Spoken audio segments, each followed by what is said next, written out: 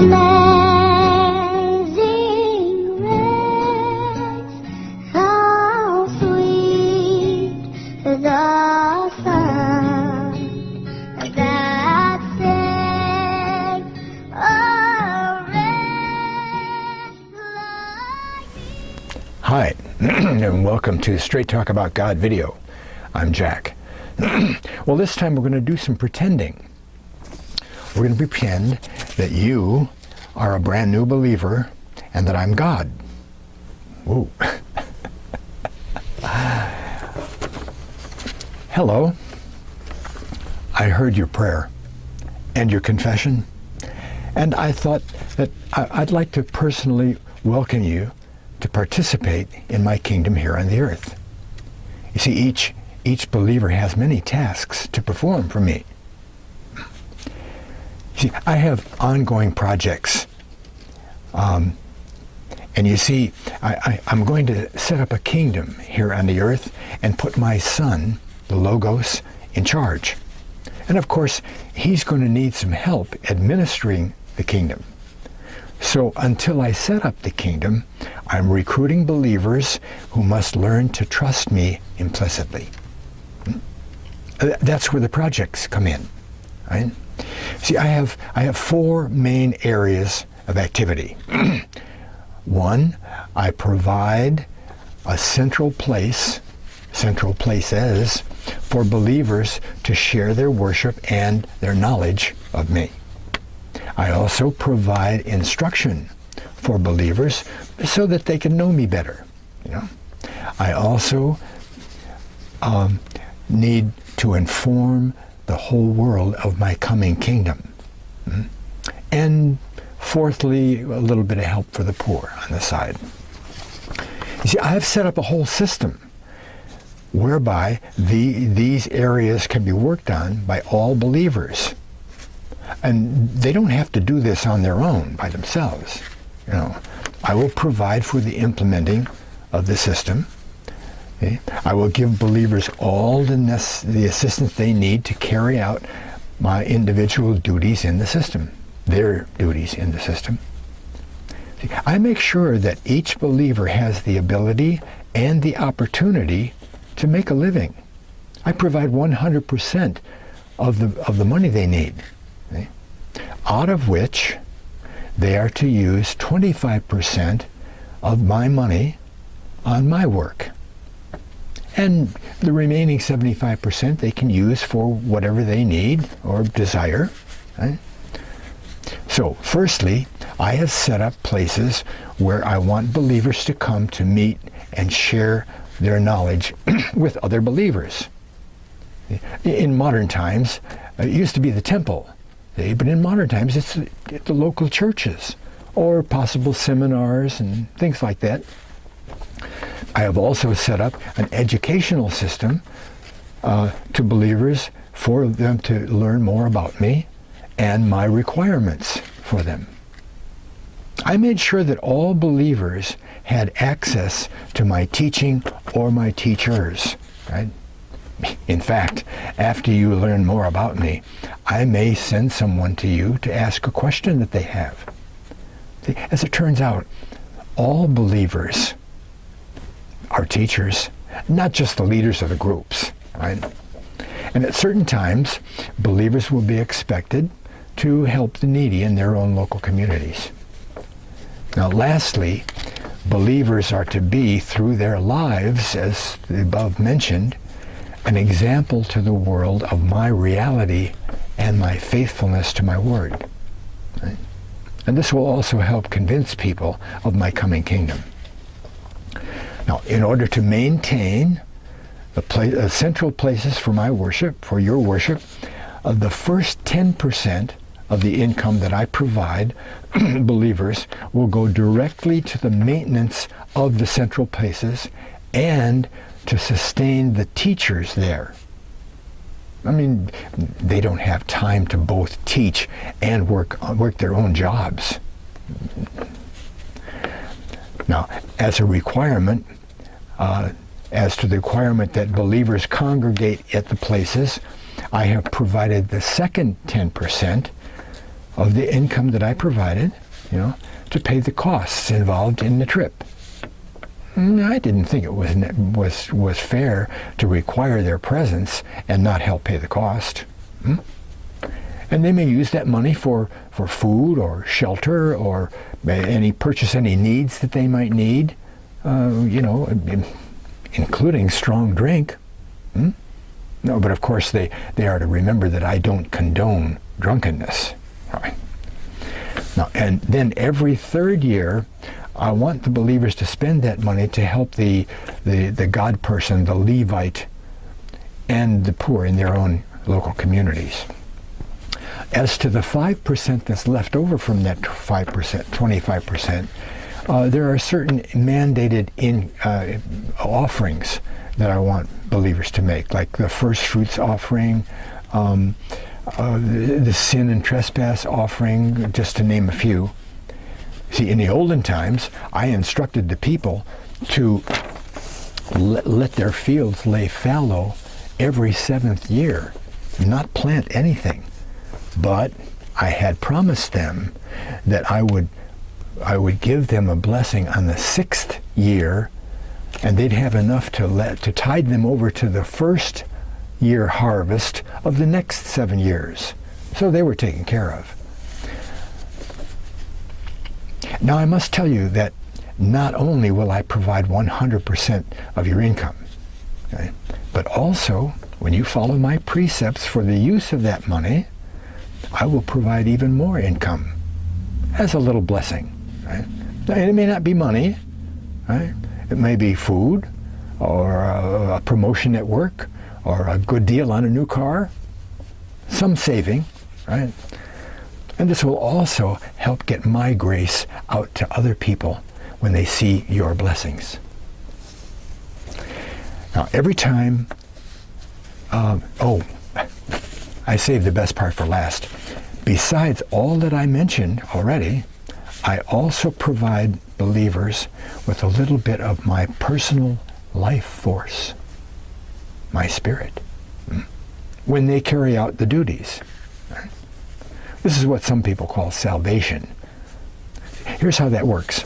Every time you act in trust of something that I have said, like tithing that first 10%, I will implant a bit of my life force in your body.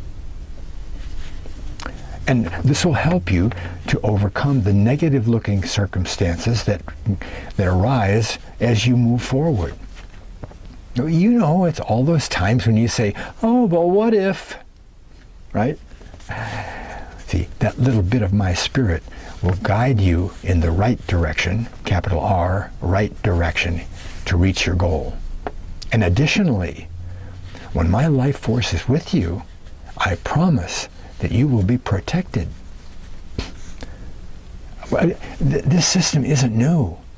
Okay? It's been around since I accomplished the recreation process and created the human race.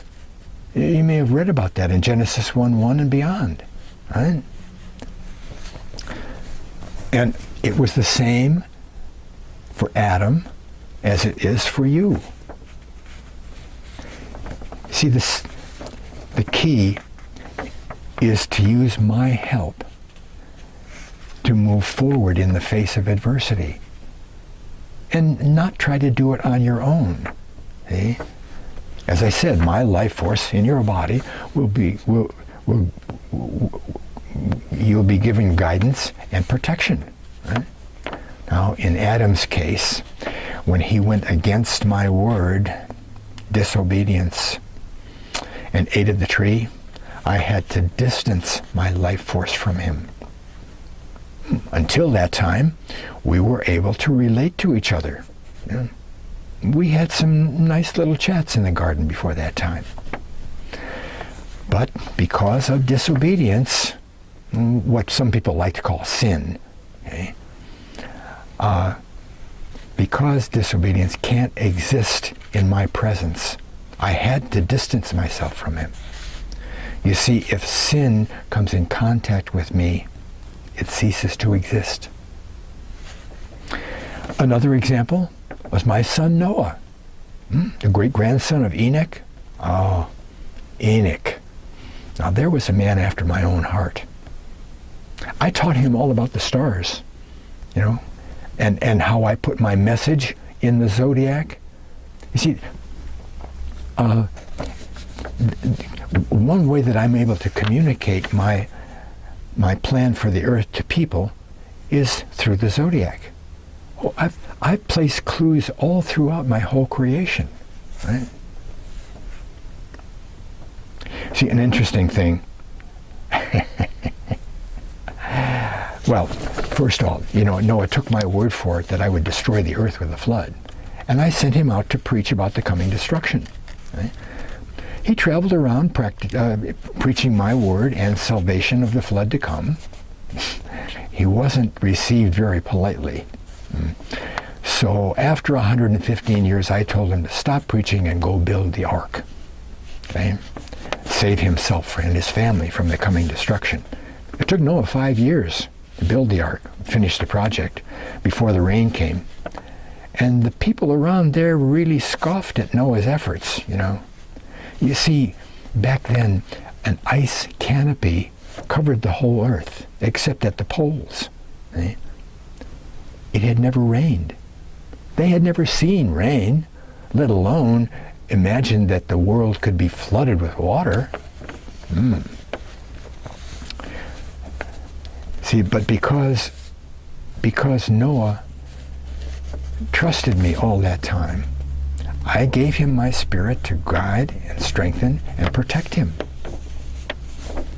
An interesting part is that I also helped Noah by gathering all the animals that I wanted to put on the ark. Maybe you've wondered how that happened. See, he just sat outside the ark, and any animal that showed meekness and would crouch humbly down was sent inside the ark to Noah's sons. Any animal that wouldn't show meekness was put aside for later.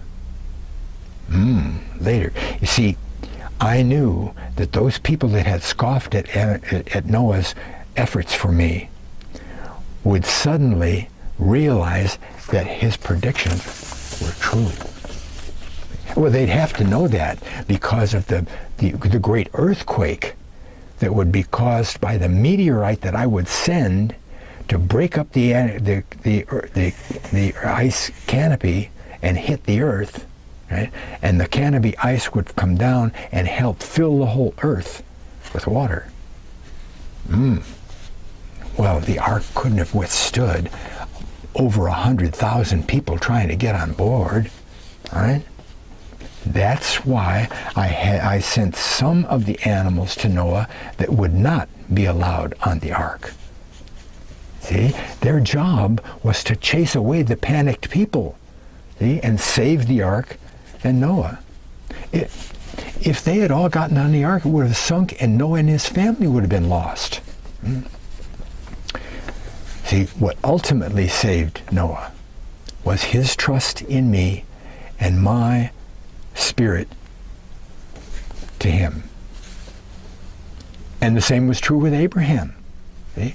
All the people of his time, up to the time that my Logos came to the earth in the body of Jesus, were seen by me as righteous when they acted in trust of something I had said. See? Those who died before my Logos came to the earth were held in a sort of retreat. Okay? You find this in the story of the man in hell who asked Abraham to give him a drop of water. And Abraham told him that he couldn't grant his request. See, he couldn't get from where he was over to where the man was. And the same was true with Samuel. When Saul asked the witch of Endor to contact the dead prophet, the Bible says he was called up from the dead. You see, neither Abraham nor Samuel were in heaven with me at that time. One of my teachers, Dr. Gene Scott, used to tell his congregation that those folks that died before the Logos came to earth we're given a sort of a green card to heaven. I like that. It was a good analogy. But after the Logos was on the earth, my apostle Paul revealed that now, when a believer died, they would be instantly transported up to heaven to be with me. Well, now that you understand how to participate in my work here on earth, are you ready to sign up and go to work and help me? Again, it's very challenging work, but I'll be right there to help you. Right? Oh, by the way, believers who make it to the end will be changed by me into an eternal being like my Logos, the Word. See, they're going to be the ones who will help, that I mentioned earlier, to help my Logos administer my kingdom on the earth. Then, after 1,000 years, we will all go to work creating a new heaven and a new earth. It'll be glorious fun. Thanks a lot for watching. God bless.